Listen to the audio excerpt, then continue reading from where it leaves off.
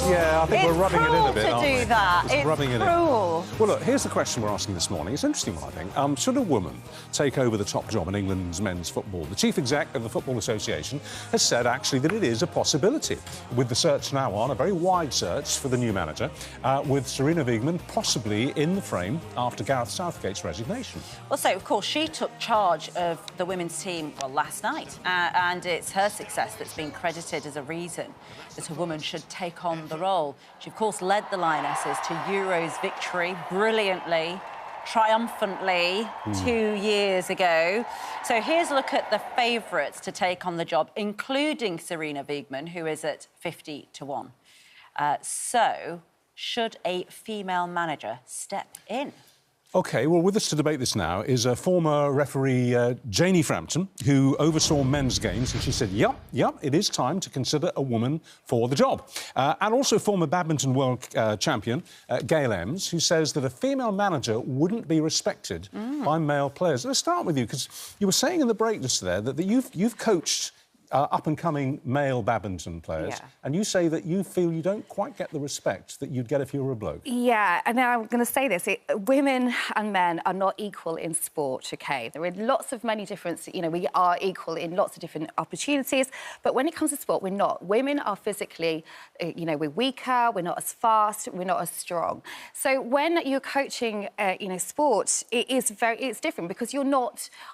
will never have been as good. You know, if I was when I was world champion, I'd have lost to a 16-year-old county badminton player. You know, the difference is that a male, yeah. So the difference is but that the manager extreme. isn't being expected to play. No, but there's always that little bit of you know, I'm bigger, stronger. You need that kind of respect in a sporting term. I do feel but it's just slightly isn't physical, is it? It just can't be. It that can way. be, yes, but with respect, you have to have the experience and trust. Right. And with a female, if you're going to put a female coach or manager, they have got to work even harder to have been in that job before. They've got to prove themselves in every bit of aspect, from boys' football, grassroots football, all the way through, all the ranks through, before you can get that, you know, respect. So, so in your experience, you get less respect as a woman working and training men. Yes. Let's come to Janie Frampton. You've refereed men's games. Has that been your experience? Did you feel you got less respect because of your gender? Absolutely not. So good morning, everyone. Morning. I came through as a second woman in the men's professional game of football as a referee, and very, very rarely did I ever have a problem with the men on field. Of course, I had problems with spectators, with media, with the abuse from even some of the administrators, but not from the field. And I think you have to just show you're good at what you do. But, Janie, you Have a lace up your sleeve every now and then. Janie, you're a referee, so there's rules, OK? You can't argue with the rules of a football game, and that's why, you know, I think that absolutely brilliantly you have the respect, because that's your job. When it comes to managing and coaching, there's no rule book. So that means there's a massive interpretation by people, not only from the players, from fans, spectators, media, and that is why we're not ready for a female coach. But don't you think Sarina Wiegman's bucks that trend, in the sense that she is a winner? She has won the Euros. In women's football, which is very different to men's football. It is not the same But the game. mentality of Go on, Janie. It's a big conversation here, because I've also coached men. And I did all my coaching badges with men. I was the only woman. And again, the respect I had from the coaches, the respect I had for players when I coached them was great. It wasn't a problem. But I do think, yes, I think it's time for us to degenderise this appointment. Yeah. We keep talking the talk, saying that everybody should be equal, and if you're the right person for the job because you've got the skills, the qualifications, the experience, then you should get the job. So why are we now genderising it? We should degenderise and then go out with all of those attributes that we want, and then appoint. Janie, and if that's a woman or a man, so be it. Janie, can I ask you it's kind of the elephant in the room question, really?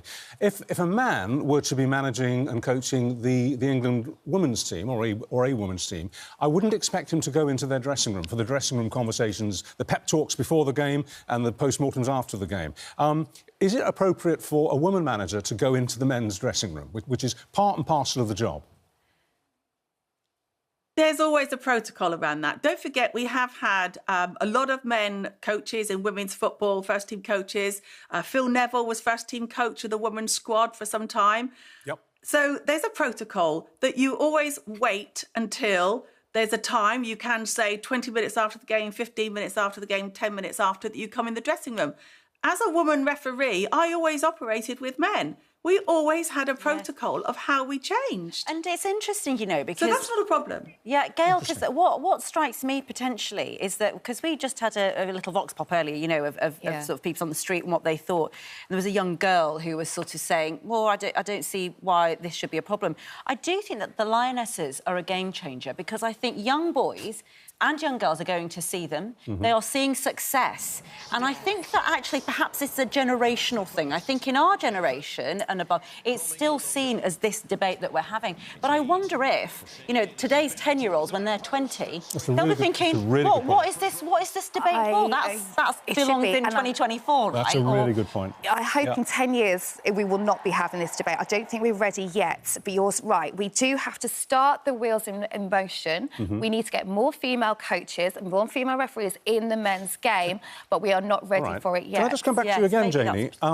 We asked you watching on X if it's time for a woman to step in and manage the England men's team. Here are the results. 25% of you, a quarter of you said yes, 75% of you said no. So, Janie, public opinion doesn't seem to be ready for it yet. Or do you think that if it actually happened, the fact of it happening would sweep away those objections?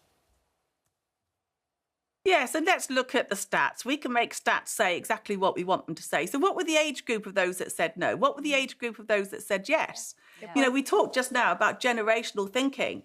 And so that could also be a factor within those responses. So the one person that we need to ask if they're ready is the woman that may apply for the job. Does she think she's ready? And if so, why? Would you apply for it? Not at all, no. My coaching days are long gone, thank you. No.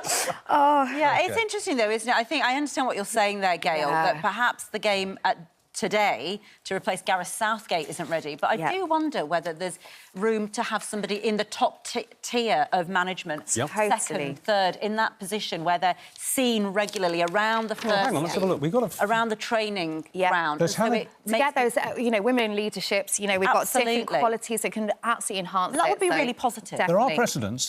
In the UK, we've got Hannah Dingley. In 2019, she became the academy manager at Forest Green Rovers. That's the club in the English Football League. And in 23, she was appointed caretaker manager at Forest Green Rovers' first team. First woman to manage a professional men's football team. And outside the UK, there's someone called Patrizia Panico.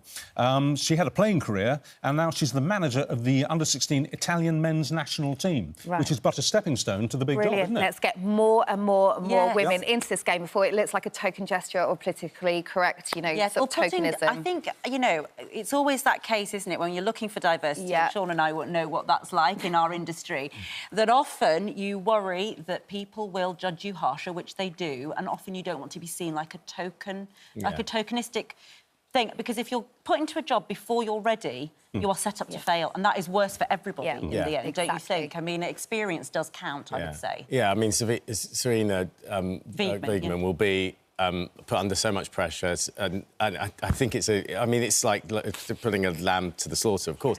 I think the key thing you say there, though, is there aren't any women, apart from the one or the under-16s, in the men's game. The men's game is completely different to the women's game for so many reasons, not just because men have more testosterone, but for so many reasons. Funding, facilities, the development of the game. If you watch the game, they're actually very different games. The style of the play, the formations. So we're just saying Serena Wiegman can just go in and will have the biggest job in English football. I just don't think that's going to work, and it's not fair on her. Interesting. I want to protect, and I feel quite. You know, you do. I want. Like you want it to be a success. I want it to be exactly. I want it to be a success. So let's support the programmes for more female referees, for more female coaches and under 15s, internationals, all of those. Yeah, perfect. Super. Thank you so much, Gail. Thank you. Thanks, Janie. Janie, thank you, Sean. Thank you. Right, let's take a look at the weather. Here's Laura.